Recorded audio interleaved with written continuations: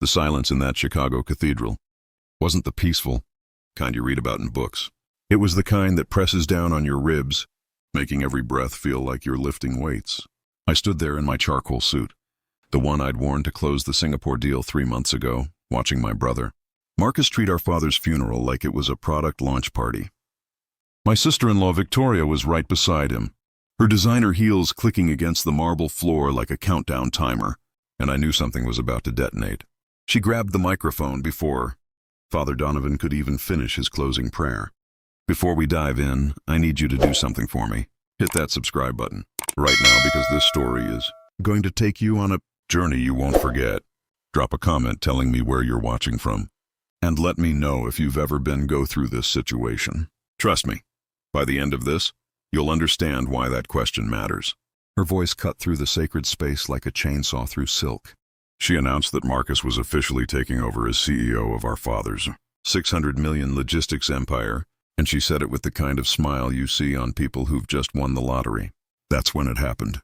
A sound erupted from the high-end speaker system, echoing off the vaulted ceiling and stained glass windows. A dry, deliberate chuckle, coming directly from the direction of my father's mahogany casket. It wasn't a ghost. It was something far more terrifying for Marcus. It was a recording, and the look of absolute horror that drained the color from my brother's face told me he knew exactly what was coming next. But I'm getting ahead of myself. To understand why our father was literally laughing from beyond the grave, you need to know what happened in the 10 minutes before that microphone got snatched. Marcus and Victoria had transformed this funeral into their personal networking event. I'm not exaggerating. They weren't mourning. They were campaigning. From my position in the front pew, I had a perfect view of the spectacle. Marcus was working the crowd like a politician at a fundraiser, shaking hands with board members, accepting congratulations for a position he hadn't even officially inherited yet. He was wearing this Italian suit that probably cost more than most people's cars, and every gesture screamed entitlement. Victoria was even worse. She was actually pointing at the cathedral's architectural features, whispering to her friends about how certain elements would look perfect in the executive suite renovation she was already planning. She was interior designing during a funeral. My father's funeral. They looked at me like I was part of the furniture, invisible, irrelevant, a necessary piece of the background scenery, but nothing more. Marcus leaned over at one point, adjusting his silk tie with the kind of casual arrogance that only comes from a lifetime of never hearing the word no. He whispered to me, his breath smelling like the expensive whiskey he'd been drinking since breakfast. He said I shouldn't worry, that they'd find a place for me somewhere in the organization, maybe handling paperwork, maybe organizing files. He actually used the phrase, while the adults run the company. He called me a paper pusher, a glorified assistant. He genuinely believed that because he was born 4 years before me, because he carried the firstborn son title like it was a championship belt, that he was inherently superior. He thought his DNA was a credit card with an unlimited balance. I didn't cry. I didn't yell. I didn't beg him to see me as an equal. Instead, something cold and crystalline settled over me. A clarity I'd never experienced before. I looked across the aisle and caught Peter's eye. Peter had been my father's chief of staff for 40 years. He was the backbone of everything we'd built, the institutional knowledge that held the entire operation together. He was holding something in his weathered hands, a small black remote control. I gave him the slightest nod, just a tiny movement of my head that could have been mistaken for adjusting my collar. That was the signal we'd planned. Peter stood up slowly, his movements deliberate. He walked to the back of the cathedral, with the measured pace of a man who'd done hard things his entire life. The sound of those heavy oak doors closing echoed through the sacred space. Then came the click of the deadbolt sliding into place. That sound cut through the murmured conversations like a gunshot. Suddenly, everyone was paying attention. Peter raised the remote control and pointed it at the massive projector screen that had been set up behind the altar. We'd told everyone it was for a memorial video, a touching tribute to my father's life and legacy. We hadn't lied. It was a tribute, just not the kind anyone was expecting. The screen flickered to life, and there he was. My father, Adam Mercer, sitting at his desk in the office he'd occupied for 4 decades. He wasn't smiling. He wasn't looking peaceful or content. He looked like he was about to fire someone for embezzlement. And that's when the chuckle started. It boomed through the sound system, freezing Marcus and Victoria mid-handshake with some board member. The premature coronation was over. The audit was about to begin, and I was the only one in that cathedral who knew what was coming.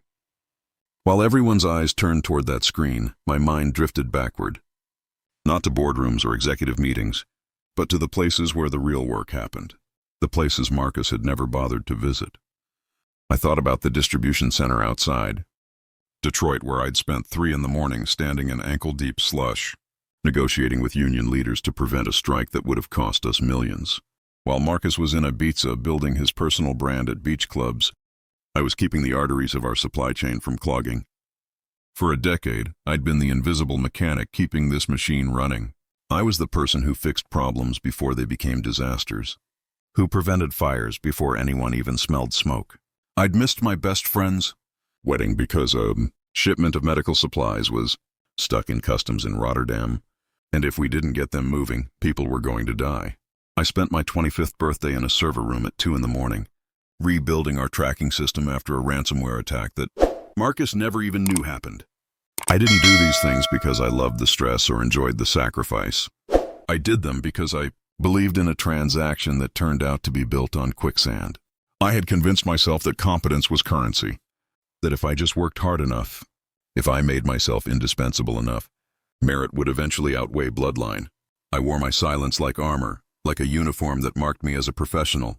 In the logistics industry, especially for someone like me, speaking up gets you labeled as difficult. But fixing problems quietly, efficiently, without drama, that makes you valuable. So I became the ultimate value proposition. I audited fuel costs and found inefficiencies that were hemorrhaging money. I streamlined shipping routes and cut delivery times by 18%. I personally saved the company $12 million in operational waste in a single fiscal year. I told myself this was dignity. I told myself I was building equity that would eventually be recognized. But I was actually forging my own chains. Links made of duty and obligation and the desperate need to prove myself to a father who seemed to look right through me. I thought that by staying in the shadows, I was demonstrating loyalty. I thought my father saw me. I thought he understood that while Marcus was the mascot appearing at charity events and industry conferences, I was the engine that actually moved the company forward. But sitting in that pew, watching Victoria clutch her pearls as my father's recorded voice began to echo through the cathedral, I realized something devastating. My silence hadn't been a strategy. It had been a permission slip. By not demanding credit, by not insisting on recognition, I had given them permission to erase me. I had allowed them to treat my labor as a natural resource, something they could mine indefinitely without cost or consequence. I wasn't their partner or their colleague. I was infrastructure. You don't thank the foundation of a building for holding up the walls. You just assume it will always be there, invisible and uncomplaining, and that assumption was their fatal mistake. They thought my silence meant I was weak. They thought I was quiet because I had accepted my place in the hierarchy. They didn't understand that I was quiet because I was keeping score. Every missed holiday, every stolen idea, every time Marcus took credit for a deal I'd closed or a crisis I'd resolved, every condescending comment, every dismissive glance. I'd logged it all. I wasn't just working. I was accumulating evidence in a ledger they couldn't see, building a case they didn't know was being prosecuted. And now, looking at my father's face on that screen, seeing the expression I recognized from the hardest negotiations, I knew he had been keeping score too. He had watched Marcus treat the company like a personal piggy bank, an ATM for funding whatever vanity project caught his attention that week, and he had watched me treat it like a living organism that needed protection and care and constant attention. The invisible chains I'd wrapped around myself were about to shatter, and the sound of them breaking was going to be deafening. To understand why I felt absolutely zero guilt watching my brother's world collapse in that cathedral, you need to know what happened 3 days earlier. Our father had been dead for less than 4 hours. The coroner had just left the house. His body was barely cold. Marcus and Victoria didn't go to the funeral home to make arrangements. They didn't come to the family house to grieve with relatives. They went straight to corporate headquarters. I was already there, sitting in my father's office with Peter, trying to stabilize the stock price and reassure our global partners that the company wasn't going to implode. We were grieving, yes, but we were also working because that's what this business demands. You don't get to pause operations because your heart is broken. Then the elevator doors opened and the circus arrived. Marcus walked in like he'd just conquered a small country. He wasn't wearing black. He was wearing a navy suit that screamed new money and poor taste. He didn't ask about funeral arrangements. He didn't ask about the employees who were downstairs in the warehouse, some of them crying because my father had known their names and their kids' names and had been at their weddings. Marcus walked straight to the massive oak desk my father had built with his own hands during the company's early years. He ran his finger along the edge like he was inspecting it for dust. "This has to go," he announced. "It's too rustic, too old school. I want glass and chrome. I want something that says visionary, that says future. I want people to walk in here and know immediately that things have changed." Victoria was right behind him, tapping on her phone. She wasn't texting family members or making arrangements. She was messaging an interior designer. "We need to completely gut this entire floor," she said, her voice cutting through the somber quiet. "It smells like old men and diesel fuel.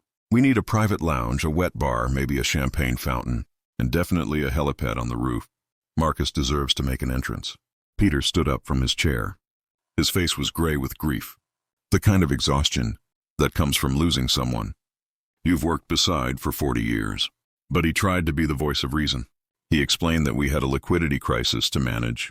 He told them that drivers were worried about their pensions, that middle management was terrified about layoffs, that we needed to project stability. Marcus actually laughed. It wasn't a nervous laugh or a polite dismissal. It was genuine amusement. Like Peter had just told the world's most ridiculous joke. Marcus looked at this man, this person who had taught him how to tie his shoes when he was 4 years old, who had covered for him through countless screw-ups, and said that Peter was old news, that we needed fresh blood and fresh thinking. He told Peter to consider this his notice. "Consider cleaning out your office." Then Marcus turned to me. I was holding a stack of urgent shipping manifests that needed signatures, contracts that couldn't wait, problems that required immediate attention. Marcus plucked them from my hands, like he was taking trash from a servant, and tossed them on the floor. The papers scattered across the hardwood like wounded birds. He looked at me with this smirk, this expression that I can still see perfectly when I close my eyes. He said that we needed a real face for the company, someone with charisma and vision. I could stay on to handle the boring operational stuff, the filing and coffee orders. I was good at the tedious work that nobody else wanted to do. Just keep the lights on and stay out of the way.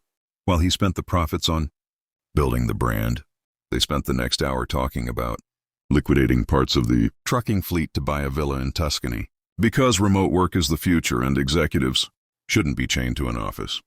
They talked about downsizing the warehouse, operations and outsourcing to third parties because margins and efficiency, and a bunch of other business school buzzwords they'd picked up from podcasts. They were talking about dismantling a 50-year legacy, about destroying something my father had built from nothing, just to fund their permanent vacation. They were paper royalty. They thought the title gave them power. They didn't understand that real power comes from the respect of the people you lead, from the knowledge in your head, from the relationships you've built over decades of showing up and doing the work. And in 60 minutes, they had burned through every ounce of goodwill the Mercer name carried. I didn't argue with them. I didn't defend myself or plead my case. I got down on my hands and knees and picked up those scattered papers. I organized them into a neat pile. I smoothed out the corners, and I looked at Peter, and I saw something in his eyes that I recognized. That was the moment. That was when the plan crystallized into something real and actionable. They wanted the title. Fine, they could have the title, but they were about to learn that the crown they were stealing was made of lead, and it was going to drag them straight to the bottom of the ocean. The video on that screen didn't cut to a heartwarming montage of fishing trips or birthday parties. It didn't soften into a tearful goodbye with inspirational music. Instead, my father leaned back in his leather chair, crossed his arms, and the camera zoomed in on his face. His eyes were hard, flinty. These were the eyes of a man who had stared down union strikes and supply chain, collapses and economic downturns for 40 years and had won every single time. He cleared his throat, and the sound reverberated off the cathedral walls like a judge's gavel, striking the bench. "Marcus," my father's recorded voice boomed through the speakers, "you have spent the last 10 years of your life waiting for this moment. You've been waiting for me to die so you could finally stop asking for permission and start spending the principal. You always thought my generosity was a sign of love. You thought that every time I wrote a check for one of your brilliant business ideas, I was endorsing you as my successor. The image on the screen shifted. The video feed shrank to a small box in the corner, replaced by a massive high-resolution Excel spreadsheet. The rows were color-coded in various shades of red, like a heat map of financial disaster. It was a ledger, a comprehensive audit of failure. "Let's review the portfolio," my father narrated, his voice taking on the dry, clinical tone he used during quarterly earnings calls. "Item 1, the nightclub in Miami. You told me it was a cultural investment, a way to connect with younger demographics. Total cost, $2,400,000. Status, bankrupt in 6 months due to mismanagement and your decision to give free bottle service to everyone you wanted to impress. Item 2, the vintage car restoration business. You said it was a passion project that would attract high net worth clients. Total cost, $1,800,000. Status, liquidated for scrap after you realized that restoring cars requires actual mechanical knowledge and you don't like getting your hands dirty. Item 3, your personal branding consultants, people you pay to manage your social media presence and public image. Annual cost, $400,000. For what? So you can post pictures of yourself at exclusive events that you only got invited to because of my name." The congregation was dead silent. You could hear the hum of the climate control system, the rustle of expensive fabric as people shifted uncomfortably in their seats. Victoria had stopped scrolling on her phone. She was staring at the screen with her mouth slightly open, watching the numbers scroll past like she was seeing them for the first time. It was a public autopsy of their entire lifestyle, dissected with surgical precision in front of everyone who mattered in our industry. "People told me I was spoiling you," my father continued, his voice calm but relentless. "They told me I was ruining you by giving you everything you asked for without making you earn it. But they were wrong. I wasn't spoiling you, Marcus. I was testing you. I was running a comprehensive feasibility study on your character. I gave you unlimited resources to see if you would build something sustainable, or if you would just burn through it like gasoline. I wanted to see if the golden child could actually turn potential into profit, or if you would just paint everything gold and call it success." This was the curse of the firstborn revealed in 4,000 pixel resolution. My father hadn't been blind to Marcus's incompetence. He had been meticulously documenting it. He had allowed Marcus to consume his own future because he knew it was the only way to prove empirically, undeniably, that Marcus wasn't fit to lead. He had given Marcus all the rope he needed, and Marcus had enthusiastically tied his own noose. "You failed the test, Marcus," my father said, the spreadsheet disappearing, replaced by his face again. His expression wasn't angry. It was disappointed, which was somehow worse. "You burned through it all. Every opportunity I gave you turned to ash. But here's the thing you forgot, in all your excitement about becoming CEO. I'm a businessman.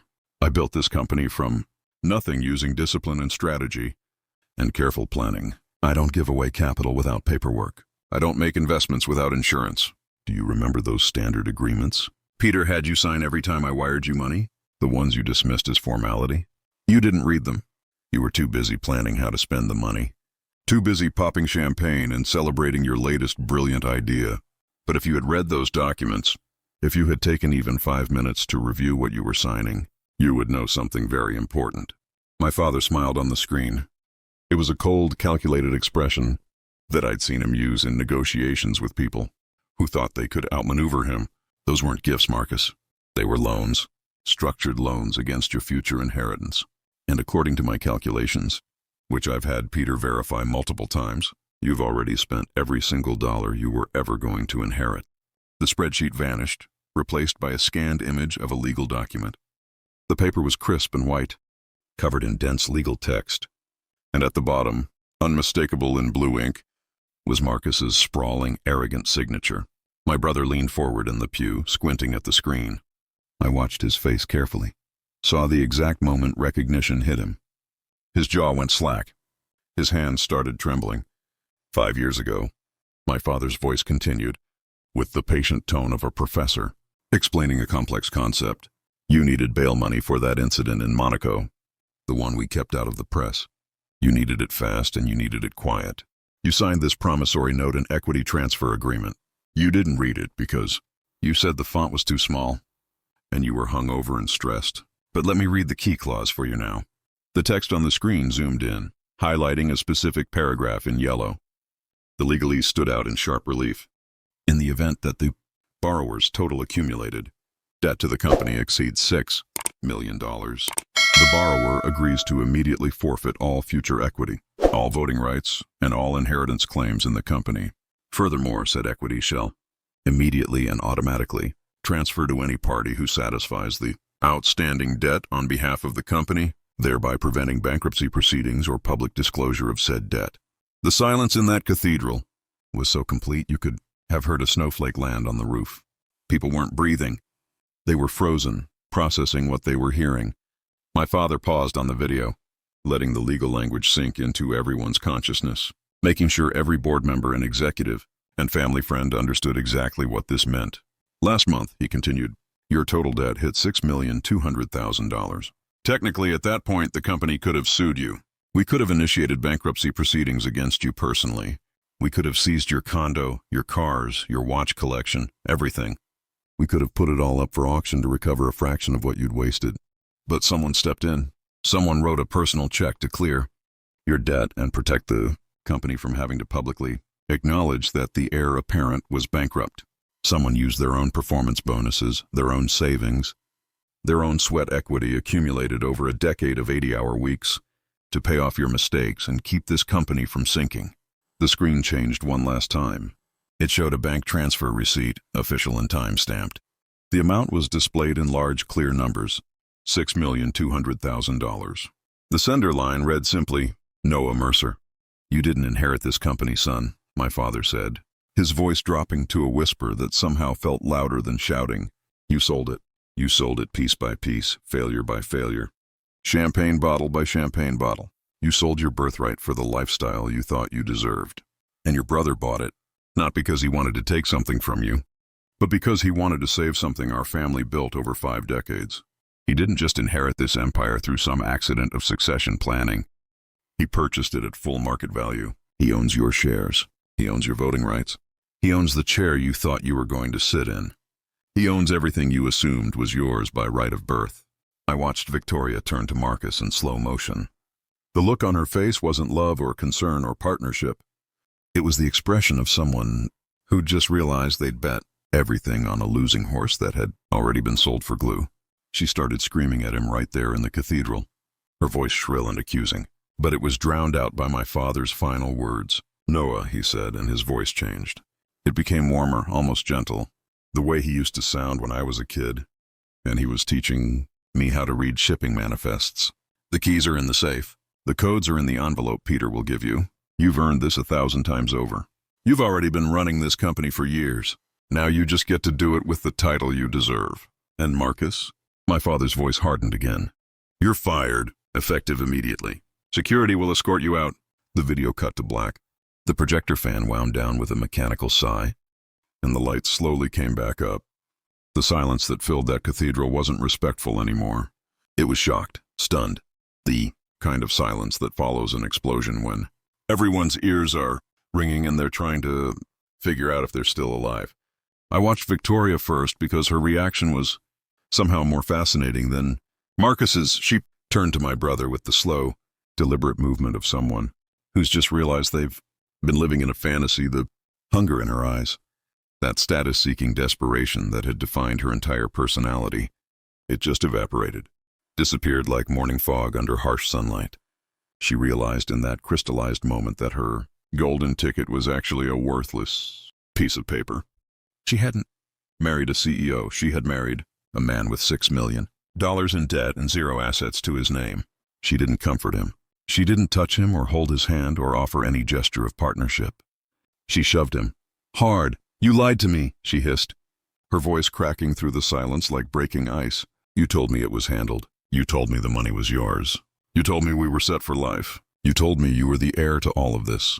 Marcus ignored her completely. He scrambled out of the pew, his expensive shoes slipping on the polished floor. He ran toward me, his face pale and slick with sweat. For the first time in our entire lives, I didn't see arrogance when I looked at him. I didn't see confidence or entitlement. I saw panic, raw, desperate panic. He tried to grab my hand, but I stepped back smoothly, keeping distance between us. Noah, he stammered, his voice shaking. This is a joke, right? Dad was sick at the end. He wasn't thinking clearly. This isn't legally binding. You can't actually do this. We're family.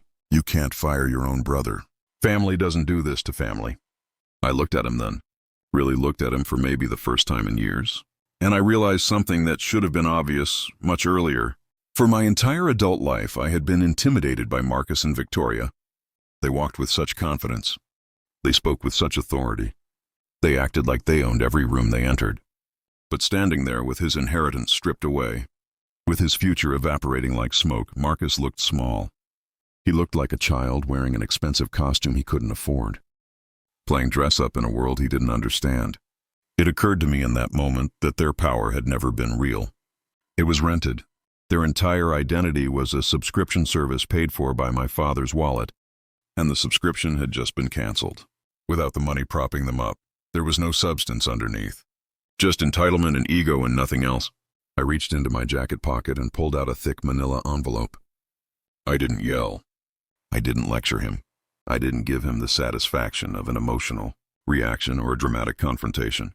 I simply held it out between us. "This isn't a joke, Marcus," I said, keeping my voice steady and professional.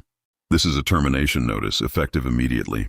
Peter has already deactivated your key cards, revoked your building access, and frozen your company accounts. Security has been notified. You have 1 hour to collect your personal belongings from your office under supervision."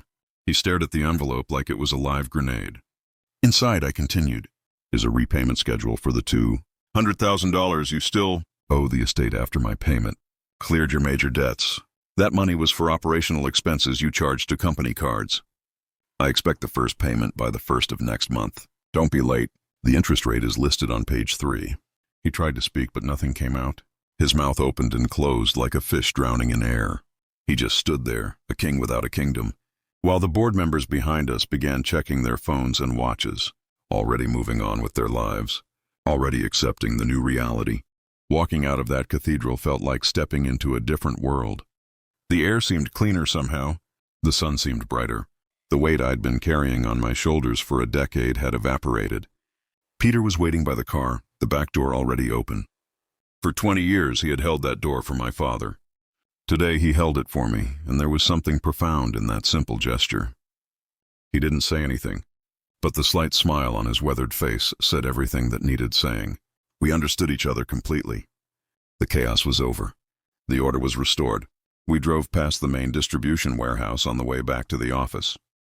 I looked up at the massive sign bearing our family name, watched the trucks lining up at the loading bays like a synchronized system, saw the sheer scale of the operation. For a decade, I had looked at this place and felt crushing weight, the burden of responsibility without recognition. Today, I felt the grounding weight of ownership. It wasn't a burden anymore. It was mine. I had bought it with sleepless nights and missed birthdays, and holidays spent in airports and warehouses, instead of with friends. I had the receipt to prove it. My phone buzzed in my pocket. A notification that Victoria had filed for divorce. I swiped it away without reading the details. Then a call from Marcus. I blocked the number without hesitation. I didn't feel guilty. I didn't feel conflicted or uncertain. I felt efficient. I had cut dead weight from the supply chain, removed a bottleneck that was preventing optimal operation. That night I didn't toss and turn, wondering what Marcus would destroy next. I didn't lie awake worrying about protecting the company from his incompetence.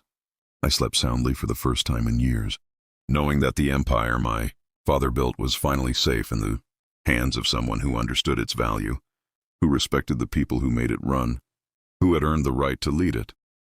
The lesson here isn't complicated. It's not about revenge or family drama or inheritance battles. It's about a fundamental truth that applies whether you're running a $600 million company or managing a team of 5 people. Leadership isn't inherited, it's earned. Merit isn't something you can buy or fake or inherit through birth order. Competence isn't a performance. It's a demonstrated track record built through years of showing up, doing the hard work, making sacrifices, and proving that you can handle responsibility. Marcus thought his last name and birth order entitled him to power. He thought the crown would fit just because it was passed to him. But a crown means nothing if you don't have the strength to carry it, the wisdom to wear it properly, and the character to deserve it. Real power doesn't come from titles or family connections or who your father was. It comes from respect. It comes from the knowledge that you've earned your position through competence and dedication. It comes from the people around you knowing that you've done the Work and made the sacrifices and understand what you're leading. My father's greatest lesson wasn't in the will he left or the company he built. It was in teaching me that silence and sacrifice and competence create a foundation that no amount of charisma or confidence can match. While Marcus was performing leadership, I was actually doing it. And in the end, substance always defeats performance. The people who thought I was weak because I didn't demand attention learned. That quiet competence is the most powerful force in any organization. The people who dismissed me because I didn't fight for recognition discovered that I didn't need to fight, because I was building an unassailable case through pure merit. Sometimes the person who says the least is the one keeping score most carefully. Sometimes the invisible hand holding everything together is the only hand strong enough to lead. And sometimes the greatest victory isn't in taking power, but in earning it so completely that when it's finally offered to you, no one can question whether you deserve it.